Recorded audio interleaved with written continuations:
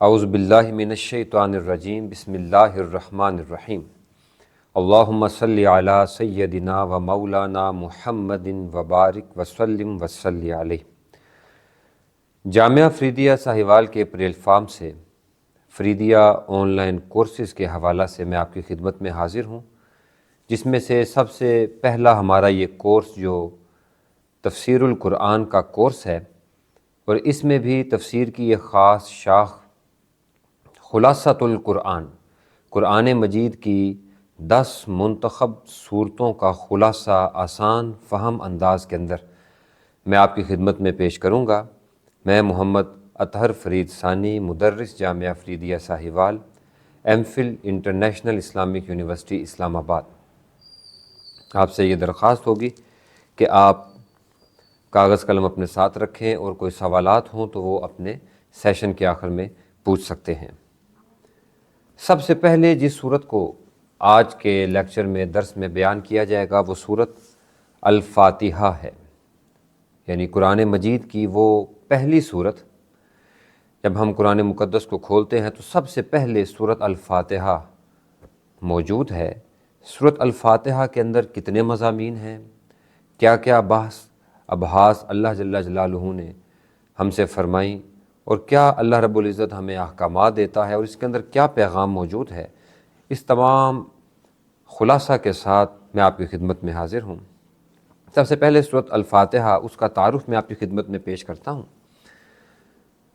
دیکھیں، صورت الفاتحہ کا نام فاتحۃ الکتاب بھی ہے، جبکہ عربی زبان میں فاتحہ کہتے ہیں کھولنے والی، چونکہ یہ صورت قرآن مجید کو شروع کرنے والی، ابتدا کرنے والی، کھولنے والی اور سب سے پہلی صورت ہے، اس وجہ سے اس صورت کو فاتحۃ الکتاب بھی کہا جاتا ہے۔ اس کے علاوہ صورت الفاتحہ کے اور بھی بہت سے نام ہیں، جن میں ام القرآن، اساس القرآن، الکنز، وافیہ، کافیہ، صورت حمد، شکر، تعلیم المثلہ، صورت دعا، صورت صلاۃ، صورت شافیہ، صورت شفا، صورت سبع المثانی، اور اس کے علاوہ بہت سے صورت فاتحہ کے نام ہیں۔ ام القرآن یا ام الکتاب، یہ بھی صورت فاتحہ کے ایک نام۔ کہتے ہیں بنیاد کو، جڑ کو، اصل کو یا ماں کو، چونکہ یہ صورت الفاتحہ قرآن کے لیے بنیاد اور اساس کا کام کرتی ہے، اس وجہ سے اس صورت کو صورت ام القرآن کہا جاتا ہے۔ اساس القرآن بھی اسی وجہ سے ہے۔ ایک نام اس کا صورت الکنز بھی ہے۔ صورت الکنز عربی زبان میں کنز اس خزانے کو کہا جاتا ہے جس کو زمین میں چھپایا گیا ہو اور وہ قیمتی ہو۔ صورت فاتحہ کو صورت کنز کہنے کی بھی یہی وجہ ہے کہ یہ صورت اللہ رب العزت کے عرش کے نیچے موجود خزانوں میں سے ایک خزانہ تھی، جو وہاں پر پوشیدہ تھی۔ پھر جب حضور علیہ الصلاۃ والتسلیم تشریف لائے تو اللہ جل جلالہ نے حضور علیہ الصلاۃ والتسلیم کے وسیلہ سے آپ کی امت تک اس خزانے کو پہنچایا۔ صورت الوافیہ پورا کرنے والی، صورت الکافیہ کفایت کرنے والی، کیونکہ پورے قرآن کا خلاصہ اس ایک صورت کے اندر موجود ہے۔ انشاءاللہ بھی کچھ دیر میں اس کی وضاحت کروں گا۔ اس صورت کا ایک نام صورت حمد بھی ہے، کیونکہ اس میں اللہ کی تعریف ہے۔ صورت شکر بھی ہے، کیونکہ اللہ کا شکر ادا کیا جاتا ہے۔ اس کا ایک نام صورت تعلیم المثلہ بھی ہے، یعنی مسئلہ سوال سے ہے، کہ سوال کرنے کی تعلیم بھی دی جا رہی ہے کہ مانگنا کیسا ہے۔ انشاءاللہ اس کی بھی وضاحت ہوگی۔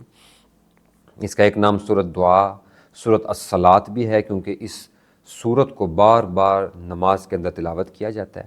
صورت شافیہ بھی ہے کہ یہ صورت جو ہے یہ کل قیامت کے دن اپنا مطالعہ کرنے والے پڑھنے والوں کی شفاعت بھی کرے گی۔ پھر اس کا نام ایک صورت الشفا بھی ہے، کیونکہ یہ صورت جیسا کہ روایات میں آتا ہے کہ کوئی ایسا مرض ہو جو لا علاج بھی ہو، آپ یہ صورت تلاوت کر کے دم کر لیں، پانی پر پھونک مار کے پانی کو پی لیا جائے تو اللہ رب العزت اس صورت کی برکت سے شفا عطا فرماتا ہے۔ پھر اس کا ایک نام صورت سبع المثانی بھی ہے۔ سبع 7 کو کہتے ہیں کیونکہ اس صورت کی 7 آیات ہیں، اور مثانی 2 کو کہا جاتا ہے۔ اس کی 2 وجوہات ہیں کہ اس کو مثانی کیوں کہتے ہیں۔ ایک وجہ تو یہ ہے جو روایات میں آتا ہے کہ اس صورت کو 2 مرتبہ نازل کیا گیا، ایک مرتبہ مکہ مکرمہ میں اور دوسری مرتبہ مدینہ منورہ میں۔ اور ایک اور روایت میں آتا ہے کہ اس کو مثانی اس وجہ سے کہا جاتا ہے کہ جبریل امین نے اس صورت کو 2 مرتبہ حضور علیہ الصلوۃ والتسلیم پر پڑھا تھا اور پیش کیا تھا، اس لیے مثانی کہا جاتا ہے۔ ایک مثانی کا مطلب ہے بار بار دہرائی جانے والی چیز، تو اس کو سب المثانی اس وجہ سے بھی کہتے ہیں کہ یہ سورت ہر مسلمان ہر نماز کے اندر کتنی مرتبہ تلاوت کیا جاتا ہے۔ اگر 4 رکعات ہیں تو 4 مرتبہ اس کو تلاوت کیا جاتا ہے۔ یہ سورت الفاتحہ کا بنیادی تعارف ہے۔ اب سورت فاتحہ کی فضیلت اور اہمیت اس کو جانیے۔ قرآن مجید کی کوئی سورت اور ایسی نہیں ہے کہ جس کی تعریف اللہ تعالیٰ نے اس انداز میں فرمائی ہو جیسی تعریف اللہ تعالیٰ نے سورت الفاتحہ کی فرمائی۔ اللہ تعالیٰ نے قرآن مجید فرقان حمید میں فرمایا وَلَقَدْ آتَيْنَاكَ سَبْعًا مِّنَ الْمَثَانِي وَالْقُرْآنِ الْعَظِيمِ، محبوب ہم نے آپ کو 7 المثانی عطا کی اور قرآن کریم عطا کیا۔ ذرا اندازہ لگائیں کہ پورے قرآن کا ذکر علیحدہ کر رہا اللہ جل جلالہ، اور صرف سورت الفاتحہ یعنی سب المثانی کا ذکر علیحدہ فرما رہا ہے۔ اس سے پتہ چلتا ہے کہ سورت الفاتحہ کی اہمیت اللہ کے ہاں کتنی زیادہ ہے۔ پھر حدیث مبارکہ کے اندر بخاری مسلم کی حدیث حضور علیہ الصلوۃ والتسلیم نے فرمایا لا صلاۃ الا بفاتحۃ الکتاب، کہ اس شخص کی نماز ہی نہیں ہوتی جو نماز میں سورت فاتحہ کی تلاوت نہیں کرتا۔ اب حضور علیہ السلام کا یہ حکم کسی اور سورت کے بارے میں نہیں ہے، یہ حکم صرف اور صرف سورت الفاتحہ کے بارے میں ہے، جس سے پتہ چلتا ہے کہ اللہ اور اس کے رسول کے نزدیک یہ سورت کتنی اہمیت کی حامل ہے۔ پھر ایک اور طویل حدیث ہے جس کا مفہوم میں آپ کے سامنے پیش کرتا ہوں۔ دیکھیں قرآن مجید کی کوئی سورت ایسی نہیں ہے کہ جس کی تلاوت کرنے پر اللہ تعالیٰ جواب عطا فرماتا ہو۔ صحیح مسلم کی حدیث ہے حضرت سیدنا ابو ہریرہ رضی اللہ تعالی عنہ سے، آپ نے فرمایا کہ مجھے اللہ کے نبی صلی اللہ علیہ وآلہ وسلم نے فرمایا کہ مجھے اللہ فرماتا ہے، یعنی یہ حدیث قدسی بھی ہے۔ اللہ کیا فرماتا ہے؟ میں نے نماز کو اپنے اور اپنے بندے کے درمیان تقسیم فرما دیا ہے۔ جب میرا بندہ نماز میں کہتا ہے الحمدللہ رب العالمین، تمام تعریفات اس اللہ کے لیے ہیں جو تمام جہانوں کا پالنے والا ہے، اللہ کہتا ہے جب میرا بندہ یہ کہتا ہے تو میں جواب دیتا ہوں حمدنی عبدی، میرے بندے نے میری تعریف کی ہے۔ پھر جب میرا بندہ کہتا ہے الرحمن الرحیم، اللہ بڑا مہربان نہایت رحم والا ہے، تو اللہ جواب دیتا ہے کہ میرے بندے نے میری ثنا کی ہے۔ پھر حضور نے فرمایا کہ اللہ فرماتا ہے جب بندہ کہتا ہے مالک یوم الدین، تو جواباً اللہ تعالیٰ فرماتا ہے کہ اللہ کہ میرے بندے نے میری بزرگی اور میری بڑائی کو بیان کیا ہے۔ اور پھر جب بندہ کہتا ہے ایاک نعبد و ایاک نستعین اہدنا الصراط المستقیم صراط الذین انعمت علیہم غیر المغضوب علیہم ولا الضالین، تو اللہ جواب دیتا ہے کہ اب یہ بات میرے اور میرے بندے کے درمیان راز ہے کہ میرا بندہ مجھ سے مانگ رہا، میری عبادت کر رہا، کیا اس کی عبادت کو میں قبول کرتا ہوں یا نہیں کرتا، اس کی مانگ کو پورا کرتا ہوں یا نہیں کرتا، سیدھے راستے کی ہدایت دیتا ہوں یا نہیں دیتا، یہ میرا اور میرے بندے کا معاملہ ہے۔ بات کرنے کا مقصد یہ کہ آپ دیکھیں قرآن مجید کی کوئی اور صورت ایسی نہیں ہے کہ جس کا جواب اس انداز سے اللہ تعالیٰ ارشاد فرماتا ہو۔ سورۃ الفاتحہ واحد صورت ہے کہ جس کا جواب فوری طور پر اللہ ارشاد فرماتا ہے، عطا فرماتا ہے، جس سے پتہ چلتا ہے کہ سورۃ الفاتحہ اللہ کے ہاں اور اللہ کے نبی کے ہاں اور دین اسلام میں کتنی اہمیت کی حامل ہے۔ اب آ جاتے ہیں ہم سورۃ فاتحہ کے مضامین کی طرف کہ کتنی چیزیں اللہ جل جلالہ نے سورۃ الفاتحہ کے اندر بیان فرمائی ہیں۔ تو جانیے بنیادی طور پر سب سے پہلی چیز جو سورۃ الفاتحہ کے اندر اس کی اہمیت کو بھی بتاتی ہے اور ہمیں پتہ چلتی ہے وہ خلاصۃ القرآن ہے۔ یعنی اللہ تعالیٰ نے قرآن مجید کو 30 پاروں میں، یا جس سے پارے تو ہم نے خیر کیے، اللہ رب العزت نے قرآن مجید کو جتنا بھی نازل فرمایا، جتنے بھی احکامات مسائل اللہ رب العزت نے اوامر و نواہی کو بیان فرمایا ہے، وہ تمام کے تمام اجمالی طور پر اختصار کے ساتھ سورۃ الفاتحہ کے اندر موجود ہیں۔ اس کو اسی وجہ سے خلاصۃ القرآن کہا جاتا ہے۔ اب جانیے وہ کس طرح سے یہ خلاصۃ القرآن ہے۔ آپ پورے قرآن مجید کو اگر تقسیم کرنا چاہیں تو بآسانی آپ قرآن مجید کو 6 ابحاث میں تقسیم کر سکتے ہیں۔ توحید، رسالت، قیامت، احکامات یعنی کیا کرنا ہے اور کیا نہیں کرنا، مومنین کا ذکر اور کافروں کا ذکر۔ پورا قرآن ان 6 ابحاث پہ مشتمل ہے، اور دلچسپ بات یہ ہے کہ قرآن مجید کے اندر سورۃ الفاتحہ کے اندر پورے قرآن کو اختصار کے ساتھ سورۃ فاتحہ میں ذکر کر دیا۔ یہ 6 کی 6 ابحاث سورۃ الفاتحہ میں موجود ہیں، اس وجہ سے سورۃ الفاتحہ کو خلاصۃ القرآن کہا جاتا ہے۔ سب سے پہلے توحید کے اوپر بحث کر لیتے ہیں۔ توحید کیا ہے؟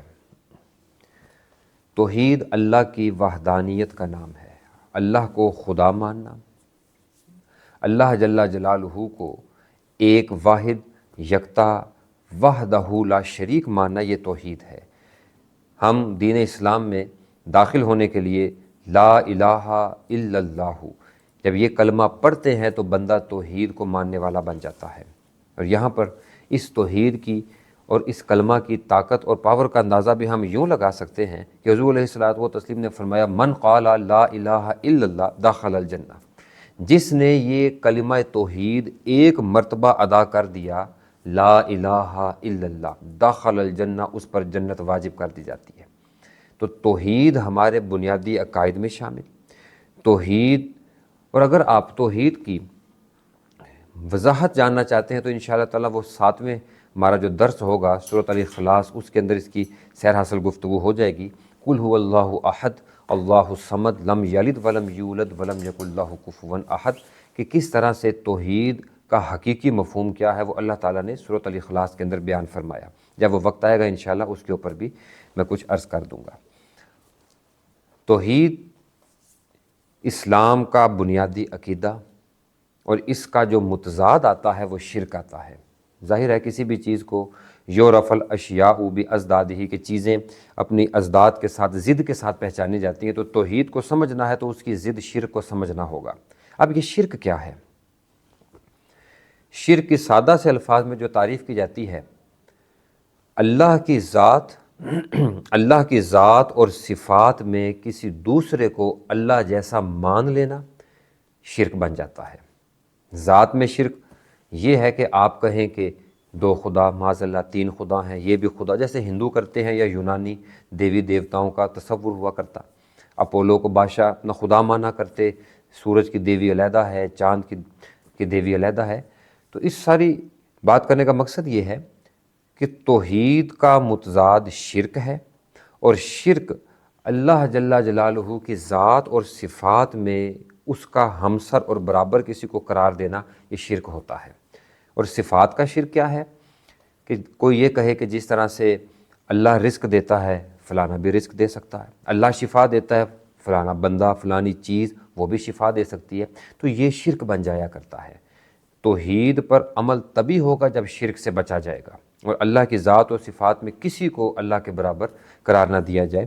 اور اس کے اوپر تنبیہاً اللہ تعالیٰ نے یہ بھی فرمایا ان اللہ لا یغفر ان یشرک بہ ویغفر ما دون ذلک لمن یشاء۔ دیکھو اللہ ہر گناہ کو معاف فرما دے گا، قتل ہے، چوری ہے، والدین کی نافرمانی ہے، جھوٹ ہے، غیبت ہے، الزام ہے، کچھ بھی ہے اللہ معاف فرما دے گا، ہاں سوائے مشرک بندے کے۔ اللہ مشرک آدمی کو معاف نہیں فرمائے گا۔ اس سے پتہ چلتا ہے کہ اسلام کے اندر جو سب سے زیادہ مین پلر ہے وہ توحید کا پلر ہے، تو اس کو مضبوط کرنے کی ضرورت ہے، اور پورے قرآن میں توحید کا ذکر ہے۔ اور خلاصتاً اللہ جل جلالہ نے سورۃ الفاتحہ کے اندر بھی توحید کو ذکر فرمایا کہ جب بندہ کہتا ہے الحمدللہ رب العالمین الرحمن الرحیم مالک یوم الدین، در حقیقت یہ جو آیات ہیں یہ توحید کی ہی عکاسی کرنے والی آیات ہیں۔ پھر دوسری چیز جو پورے قرآن مجید کے اندر تفصیل کے ساتھ موجود ہے وہ رسالت ہے۔ اب یہ رسالت کیا ہے، اس کا کیا مفہوم ہے؟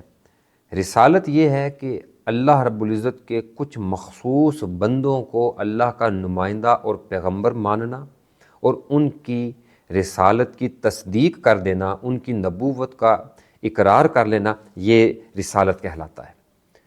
اور یہ بات آپ کے ذہن میں رہے کہ رسول کا مطلب ہی پیغام رساں ہوتا ہے، کیونکہ نبی پیغمبر اللہ کا پیغام لوگوں تک پہنچاتے ہیں، وہ اپنے سے کوئی شریعت یا دین نافذ نہیں کرتے، جو اللہ ان کو حکم دیتا ہے، جو اللہ کا پیغام ہوتا ہے وہ لوگوں تک ڈیلیور کیا جاتا ہے۔ ہاں یہ ضرور ہے کہ بہت سے لوگ یہاں پر ایک غلطی کرتے ہیں، وہ کہتے ہیں کہ ہم اس نبی کو مانتے ہیں، یہ ہمارا نبی ہے۔ جیسے ہماری امت میں بہت سے لوگ ایسے ہیں اس امت کے اندر، وہ کہتے ہیں جی ہم تو صرف حضور علیہ الصلاۃ والتسلیم کو، اللہ جل جلالہ قرآن مجید میں فرماتا ہے لا نفرق بین احد من رسولہ، ہم اپنے رسولوں کے درمیان کوئی فرق نہیں کرتے۔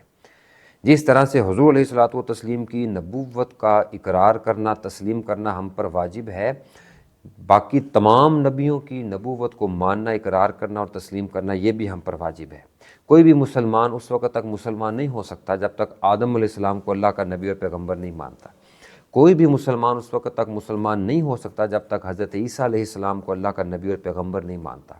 تو یہ بات بھی ذہن نشین رہنی چاہیے کہ رسالت کا مفہوم یہ ہے کہ تمام نبیوں کو یکتا برابر اللہ کا نبی تسلیم کیا جائے۔ ہاں یہ بات اپنی جگہ پر موجود ہے کہ بعض نبیوں پر فضیلت ہے۔ اللہ تعالیٰ قرآن مجید میں فرماتا ہے تلک الرسل فضلنا بعضهم علی بعض، یہ رسول ہیں، ہم نے بعض کو بعض پر فضیلت دی ہے۔ ویسے تو 1.25 لاکھ انبیاء اور رسول کا ذکر آتا ہے کہ 1.25 لاکھ نبی آئے ہیں، ان میں سے جو سب سے زیادہ جن کو فضیلت دی گئی ہے وہ 25 نبی ہیں، انبیاء ہیں جن کا قرآن مجید میں ذکر ہے، اور ان 25 میں سے بھی سب سے زیادہ جو فضیلت جن کو عطا کی گئی ہے وہ آپ کے میرے نبی حضور علیہ الصلاۃ والتسلیم امام الانبیاء ہیں۔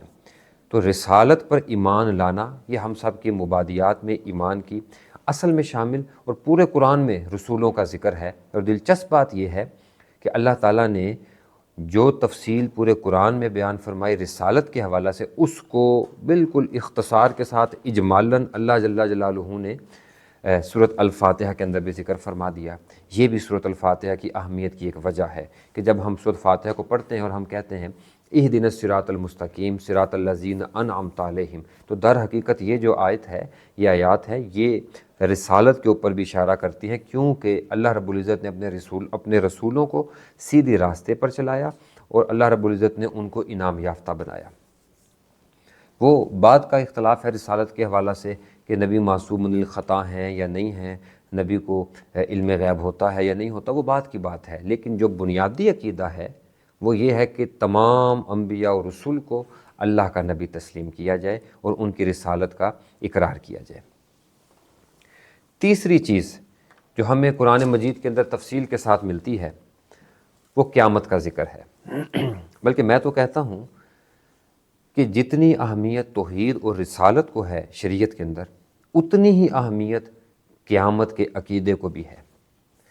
اس کی وجہ بڑی سادہ سی ہے کہ دیکھیں اسلام کھڑا ہی اس عقیدے کے اوپر ہے۔ اگر ہم اسلام سے یا کسی بھی مذہب سے قیامت کے عقیدے کو نکال دیں تو پیچھے کچھ باقی نہیں رہتا۔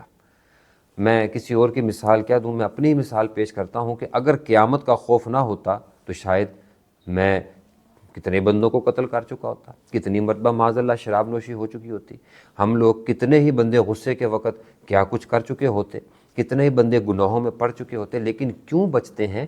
کیونکہ اس بات کا علم ہے کہ قیامت قائم ہوگی، حساب و کتاب ہوگا۔ تو قیامت اسلام کے بنیادی عقائد میں سے ہے جن پر ایمان لانا ہم سب پر واجب ہے، اور یہ بھی ذہن میں رہے کہ قیامت کا جو ایک مفہوم ہے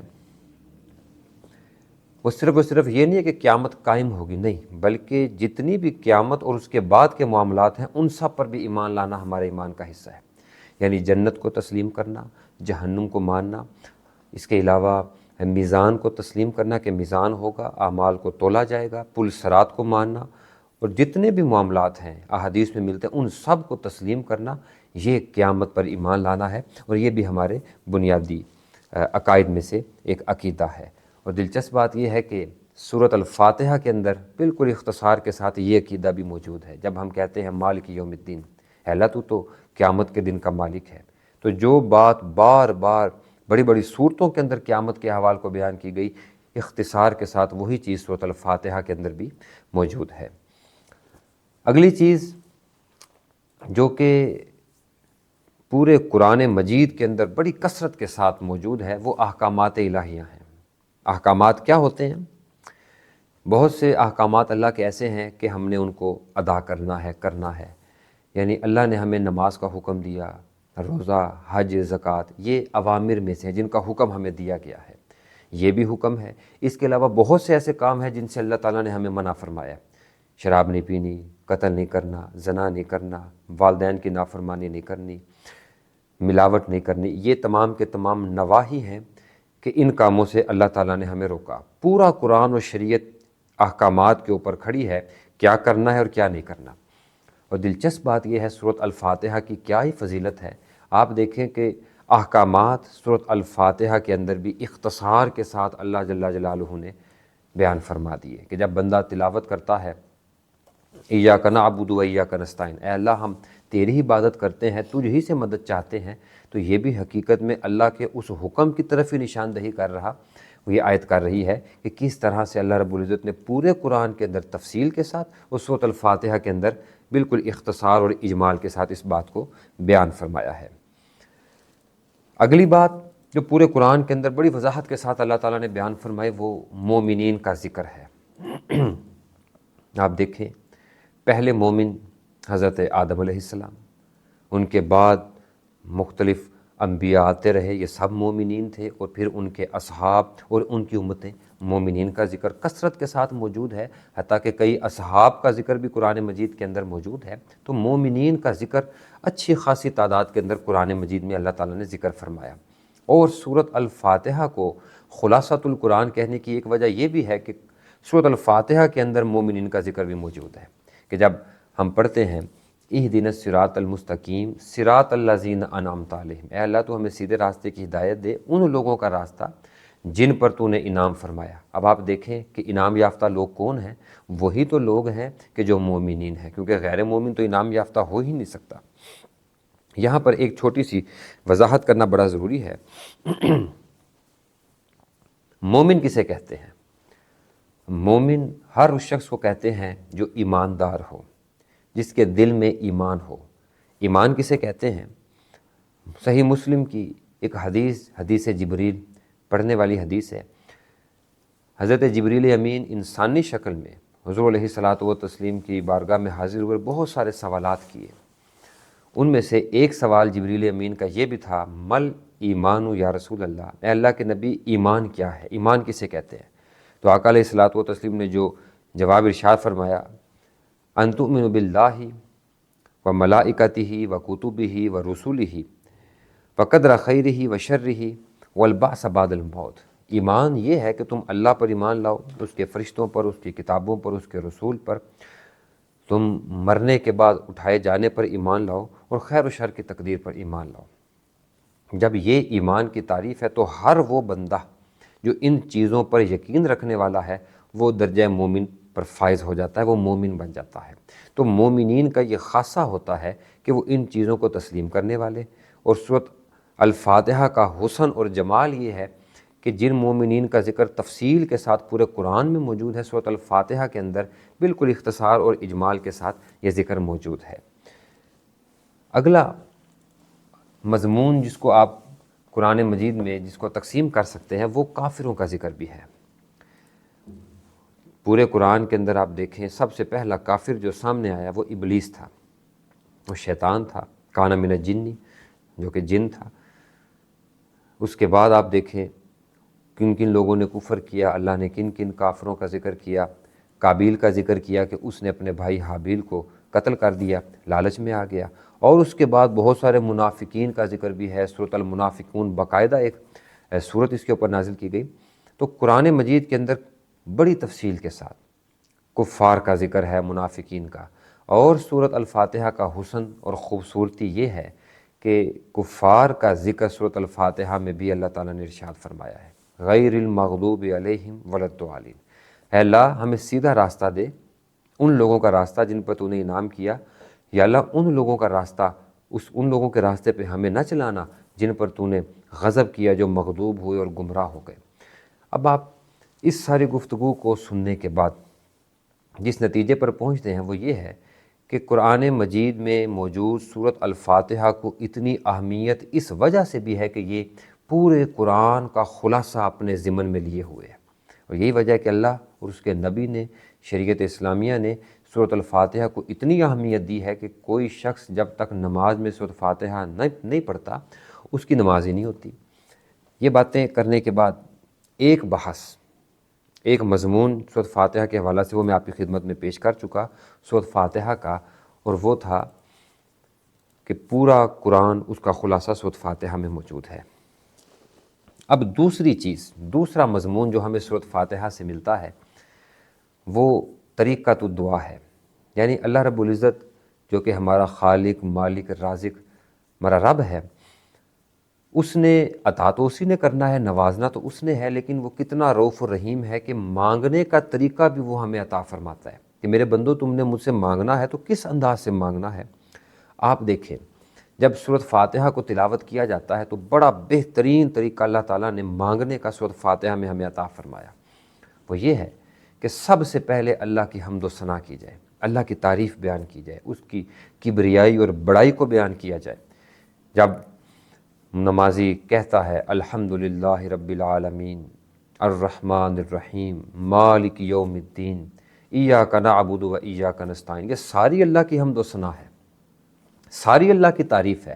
اللہ کی حمد و ثنا بیان کرنے کے بعد پھر بندہ کہتا ہے اہدنا الصراط المستقیم، اے اللہ ہمیں سیدھے راستے کی ہدایت دے۔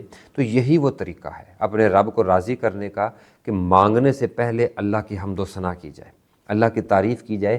اور اللہ تعالیٰ نے اس کا اشارہ دوسرے مقام پر بھی فرمایا، اللہ فرماتا ہے وَلِلَّهِ الْأَسْمَاءُ الْحُسْنَى فَادْعُوهُ بِهَا، اللہ کے تو اچھے اچھے نام ہیں، اللہ کو ان اچھے اچھے ناموں کے ذریعہ سے پکارا کرو۔ تو یہ چیز اللہ کو پسند ہے کہ اس کو اس کے ناموں کے ذریعہ سے پکارا جائے۔ اور پھر ایک اور حدیث جو بڑی ذوق والی، بڑی پیاری، حضور علیہ الصلاۃ والتسلیم حضور علیہ الصلاۃ والتسلیم آپ مسجد میں تشریف لے گئے تو آپ نے دیکھا ایک صحابی، آپ دعا مانگ رہے تھے تو حضور علیہ الصلاۃ والتسلیم نے آپ قریب چلے گئے اور سننے لگے کہ میرا یہ امتی، میرا صحابی کیسے دعا مانگتا ہے۔ تو وہ صحابی کیسے دعا مانگ رہے تھے، اللہ کو کیسے منانا ہے اور راضی کرنا ہے۔ صحابی نے کہا اللہم انی اسألک بأنک انت اللہ، اے اللہ میں تجھ سے اس وجہ سے مانگتا ہوں کیونکہ تو اللہ ہے۔ انی اسألک بأنک ربی، اے اللہ میں تجھ سے اس وجہ سے مانگتا ہوں کیونکہ تو میرا رب ہے۔ وانی عبدک، اے اللہ میں تیرا بندہ ہوں۔ وانی ابن عبدک، میں تیرے بندے کا بیٹا ہوں، یعنی اپنے باپ کا ذکر کر رہے۔ پھر عرض کرتے ہیں وانی ابن امتک، میں تیری بندی کا بیٹا ہوں، بندی کا بچہ ہوں، یعنی اپنی والدہ کا ذکر کر رہے ہیں۔ اللہم انی اسألک، اے اللہ میں تجھ سے ان سب چیزوں کو بیان کرنے کے بعد آگے انہوں نے اپنی دعا مانگی، یعنی اللہ کی حمد و ثنا کی اور پھر دعا مانگی۔ حضور علیہ الصلوۃ والتسلیم کی آنکھوں میں آنسو آ گئے۔ آقا نے فرمایا میرے اس امتی نے، میرے غلام نے اللہ سے ایسی دعا مانگی ہے کہ اللہ رب العزت کبھی اس دعا کو رد نہیں فرمائے گا۔ یہ کس طرح سے پیارے طریقے سے اللہ کی حمد و ثنا کی۔ اب اللہ سے مانگنے کا جو طریقہ ہے وہ اللہ تعالیٰ ہمیں سورۃ فاتحہ کے ذریعے سے بھی سکھا رہا ہے کہ پہلے میری حمد و ثنا کرو، پہلے میری تعریف کرو اور پھر مجھ سے مانگو، اللہ عطا فرماتا ہے۔ تیسری چیز جو سورۃ الفاتحہ کے اندر ہمیں پتہ چلتی ہے وہ انعام یافتہ طبقات ہیں۔ انعام یافتہ طبقات سے کون لوگ مراد ہیں؟ پورے قرآن کو آپ دیکھیں، اللہ تعالیٰ نے کثرت کے ساتھ نیک لوگوں کا ذکر کیا ہے، انبیاء کا ذکر کیا، اولیاء کا ذکر کیا، صحابہ کہف، وہ نبی تو نہیں تھے، اللہ کے ولی تھے سارے، ان کا ذکر فرمایا، حضرت ذوالقرنین کا ذکر کیا گیا، نیک لوگوں کا ذکر کیا گیا اور ان پر کیے جانے والے انعامات کا بھی ذکر فرمایا۔ اور سورۃ فاتحہ کا حسن یہ ہے کہ سورۃ فاتحہ کے اندر بھی انعام یافتہ طبقات کی طرف اشارہ کیا گیا ہے، ان کا ذکر کیا گیا ہے۔ وہ کس طرح سے؟ اسی آیت کی تفسیر میں اللہ رب العزت دوسرے مقام پر فرماتا ہے من یطع اللہ والرسول، جو اللہ اور اس کے رسول کی اطاعت کرے گا، جو اللہ اور اس کے رسول کی اطاعت کرے گا، فاولئک مع الذین انعم اللہ علیہم، اللہ اور اس کے رسول کی اطاعت کرنے والا ان لوگوں کے ساتھ ہوگا جن پر اللہ نے بڑا انعام فرمایا ہے۔ اچھا وہ کون ہیں؟ اللہ نے ذکر فرمایا من النبیین، وہ انعام یافتہ لوگ انبیاء ہیں، صدیقین، سچ بولنے والے ہیں، شہداء، اللہ کی بارگاہ میں جام شہادت نوش کرنے والے ہیں، والصالحین، اور نیک لوگ ہیں، گناہوں سے بچنے والے ہیں۔ ان میں سے ایک طبقہ تو ایسا ہے کہ وہ ہم محنت کے ساتھ بھی حاصل نہیں کر سکتے، یعنی نبوت ہے، وہ تو آخری نبی حضور علیہ الصلوۃ والتسلیم، آپ کی بعثت ہو گئی، اب حضور کے بعد تو کسی نبی نے آنا نہیں ہے۔ باقی 3 طبقات کو محنت اور کوشش کے ساتھ حاصل کرنا ممکن ہے۔ بندہ ہمیشہ سچ بولے، بندہ صدیقین میں شامل ہو جاتا ہے، بندہ اللہ رب العزت کی بارگاہ میں مقام شہادت حاصل کرے، شہداء میں شامل ہو جاتا ہے، بندہ اللہ رب العزت کی بارگاہ میں گناہوں سے بچے، نیکیوں کے کام کرے تو بندہ صالحین میں شامل ہو جاتا ہے۔ قرآن مجید میں یہ انعام یافتہ طبقات کا کثرت کے ساتھ ذکر ہے۔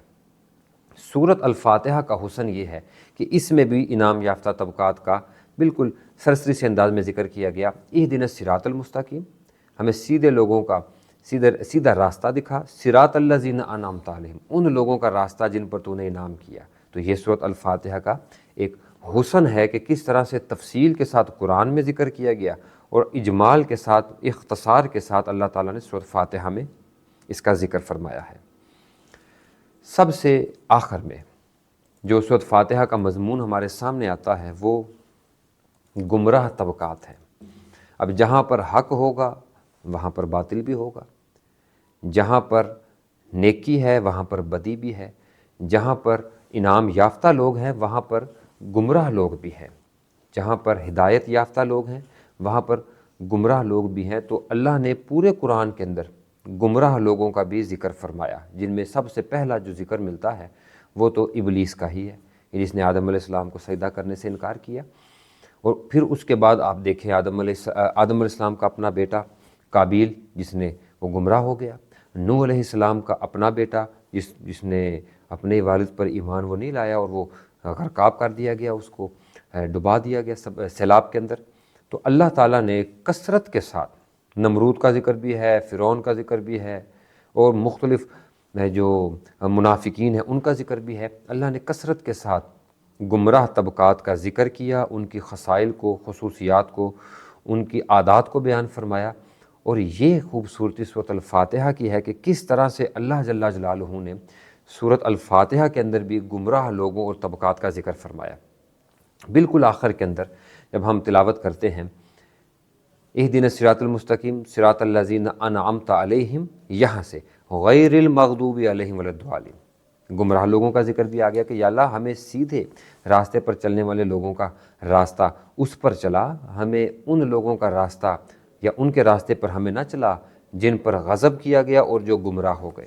یہاں پر تھوڑی سی وضاحت کرنا ضروری ہے کہ مغضوب اور ضال ان سے کون سے لوگ مراد ہیں۔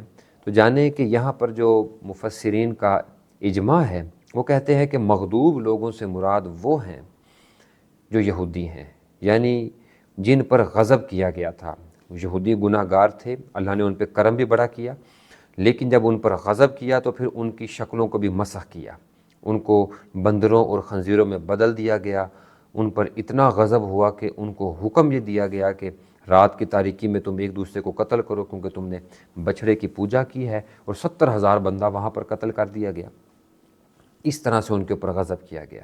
اور دوالین سے مراد وہ لوگ ہیں کہ تھے وہ گمراہ لیکن اللہ نے ان کی شکلوں کو، صورتوں کو مسخ نہیں کیا، یعنی وہ عیسائی ہیں کہ پہلے تو ٹھیک تھے لیکن پھر وقت گزرنے کے ساتھ ان کا عقیدہ خراب ہوتا چلا گیا اور انہوں نے حضرت عیسیٰ علیہ السلام کو اللہ کا بیٹا قرار دے دیا اور خدا ماننے لگے۔ جبریل امین کو یا روح قدس کو وہ خدا ماننے لگے، باپ بیٹا روح القدس، وہ اقنوم ثلاثہ کا عقیدہ لے۔ تو اس ساری بات کے بعد پورا قرآن گمراہ طبقات کی طرف اشارہ کرتا ہے، اور سورۃ الفاتحہ کا حسن یہ ہے، جمال اور خوبی یہ ہے کہ اللہ نے سورۃ الفاتحہ کے اندر ان گمراہ طبقات کا ذکر بھی فرما دیا۔ کتنی خوبصورتی کے ساتھ اللہ تعالیٰ نے اس ایک سورت کو اتنی کم الفاظ کے ساتھ، اتنے کثیر معنی کے ساتھ ہمارے سامنے اللہ نے وضاحت کی ہے اور فرمایا ہے۔ یہ آج کی گفتگو جس کا خلاصہ میں اب آپ کے سامنے یہ پیش کرتا ہوں کہ سورۃ الفاتحہ، جسے فاتحۃ الکتاب بھی کہتے ہیں، پورے قرآن کا خلاصہ بھی ہے، اس کو کثرت کے ساتھ تلاوت کرنا، اس سے شفا حاصل کرنا، کل قیامت کے دن اس کے ذریعہ سے شفاعت کو حاصل کرنا، یہ ہمارا مطلوب اور مقصود ہونا چاہیے۔ اب اس کے حوالہ سے جو سوالات ہیں اس کے میں حاضر ہو جائیں۔ ٹھیک ہو گیا؟ اسے بند کر دیا آپ نے؟